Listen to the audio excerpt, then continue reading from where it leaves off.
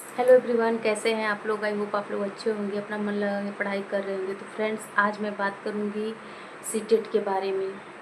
और सीटेट के बारे में बात करने से पहले मैं ये कहूँगी कि जो हमारे जैसे हाउसवाइफ हैं, जिनको टाइम नहीं मिलता पढ़ने के लिए, वो थोड़े टाइम में अपना जो है कि सीटेट कैसे क्लियर कर सकते हैं।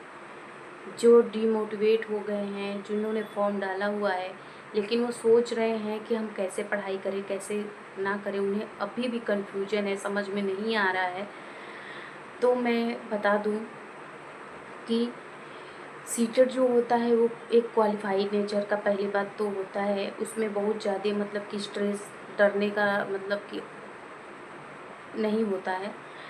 और सबसे बड़ी बात ये है कि इसमें निगेटिव मार्किंग भी नहीं होती है। जो लोग पहली बार एग्ज़ाम देने जा रहे हैं उनको तो काफ़ी डर लगता होगा, क्योंकि हम लोग भी पहली बार जब एग्ज़ाम देने जा रहे थे नहीं पता रहता था कोई भी चीज़, तो बहुत सारी गलतियाँ भी हुई हैं और उन गलतियों से सीख भी मिला हुआ है। तो जो पहली बार एग्ज़ाम देने जा रहे हैं फ़िलहाल उनका तो काफ़ी डर लगता है कि क्या होगा कैसे होगा, और कहीं क्वेश्चन छूट न जाएं, कहीं गोला सही से न भर पाएँ। बहुत सारी चीज़ें होती हैं और होती भी हैं, डर के मारे बहुत सारी चीज़ें नहीं हो पाती हैं। लेकिन कॉन्फिडेंट इतना रहना है कि हर एक चीज़ करके आना है, क्योंकि माइनस मार्किंग नहीं होती है। तो शुरुआत कहाँ से करना है, देखिए सबसे पहले तो जो है कि सीटेट के सिलेबस के बारे में जानना है। सबका सिलेबस अलग होता है। जैसे कि सीटेट जो लोग बीटीसी करते हैं वो प्राइमरी लेवल का और सेकेंडरी लेवल का दोनों लोग भर सकते हैं, लेकिन जो लोग बीएड करते हैं वो सिर्फ सेकेंडरी लेवल का भर सकते हैं, यानी कि जूनियर लेवल का। उनको प्राइमरी लेवल से मतलब कि अब हटा दिया गया है, तो वो प्राइमरी लेवल का नहीं भर सकते हैं। बाकी सबका सब्जेक्ट भी अलग अलग होता है। बहुत लोगों को सब्जेक्ट का नॉलेज नहीं रहता है कि मेरा सब्जेक्ट कौन सा है। तो जो लोग बीए किए होंगे, मैं सेकेंड पेपर का बता रही हूँ, जो लोग बीएड किए हुए हैं, और बीएड में जो है कि जो लोग बीए किए होंगे उन लोगों का सब्जेक्ट कॉम्बिनेशन एसएसटी बनता है, और जो लोग बीएससी किए होंगे उन लोगों का सब्जेक्ट कॉम्बिनेशन मैथ और साइंस बनता है। बाकी सारी चीज़ें बिल्कुल वैसी की वैसी रहती है। 5 सब्जेक्ट होता है, जिसमें CDP, Hindi, English, math, science और जो है कि CDP, Hindi, English, math, science, हाँ 5 सब्जेक्ट होता है। और जिनका मैथ साइंस नहीं होता है उनका होता है एसएसटी। तो सीडीपी, हिंदी, इंग्लिश, एसएसटी हो गया। सीडीपी, हिंदी, इंग्लिश, एसएसटी, इतना चीज़ होता है। 5 सब्जेक्ट होता है। हिंद अगर आप जो है कि CDP, Hindi, English, Hindi English हमारी लैंग्वेज होती है, और जो है कि 60 नंबर का आपका आता है, एसएसटी आता है। तो पूरा मिला के 150 नंबर का होता है।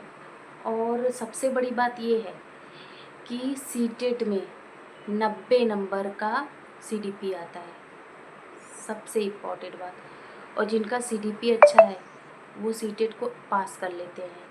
सीटेट, मेरा मानना है कि सीटेट में बहुत ज़्यादा नंबर का ज़रूरत नहीं है।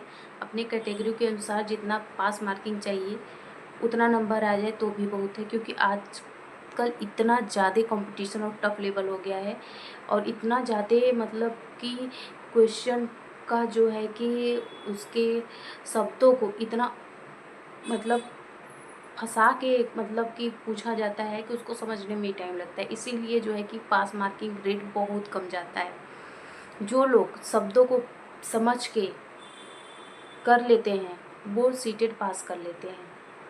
तो सीटेट में सबसे बड़ी जो है कि अगर आप कुछ कर सकते हैं तो अपनी थिंकिंग को, अपने नॉलेज को लगा के, क्योंकि इसमें जो है क्रिटिकल थिंकिंग बहुत लगता है। तो सीटेट में 90 नंबर का सीडीपी आता है, और सीडीपी जो लोग अच्छा जिनका होता है वो जो है कि सीटेट को क्वालिफाई कर सकते हैं, अच्छे से पास मार्किंग नंबर ला सकते हैं। तो 30 नंबर का तो सीडीपी ही आता है। बाकी लैंग्वेज में 15 नंबर का सीडीपी, इंग्लिश में भी 15 नंबर का सीडीपी आता है और हिंदी में भी 15 नंबर का सीडीपी आता है। बाकी मैथ में भी 15 नंबर का सीडीपी आता है और साइंस में भी 15 नंबर का सीडीपी आता है। लेकिन उसके भाषा को समझने में जो है कि सीडीपी की भाषा को ही समझने में हम लोगों को बहुत ज़्यादा प्रॉब्लम होती है। तो सबसे पहले अपनी भाषा पे पकड़ बनाइए और उसके अनुसार जो है कि अपना लेवल बनाइए। अगर आपको अपने भाषा पे सीडीपी की भाषा पे पकड़ अच्छा रहेगा तो आप जो है कि अपना कर जाएंगे। लेकिन भाषा ही ऐसा पूछा जाता है उलझा के कि समझ में नहीं आता है। बाकी ऐसा क्वेश्चन आता है कि ऐसा लगता है कि ऑप्शन जो है सारे ऑप्शन ही सही है, उसमें से इतना थिंकिंग लगा के सिर्फ एक ऑप्शन को चूज करना होता है। तो देखिए, डरने वाली कोई बात नहीं है। सब जो है कि हमारी थिंकिंग का ही मतलब खेल है। जो लोग अच्छे से समझ से पढ़ लेंगे उनका हो जाएगा। और मेरा भी जो है कि बहुत सारी गलतियां मुझसे भी हुई थी।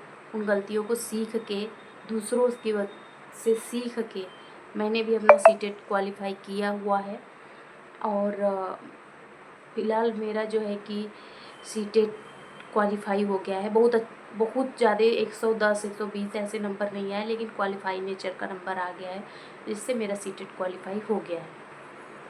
और फ्रेंड्स, जो लोग शुरुआत नहीं कर रहे हैं वो लोग शुरुआत कर दें, चाहे जहाँ से भी पढ़ें, चाहे पेड बैच लेके पढ़ें, यूट्यूब से पढ़ें।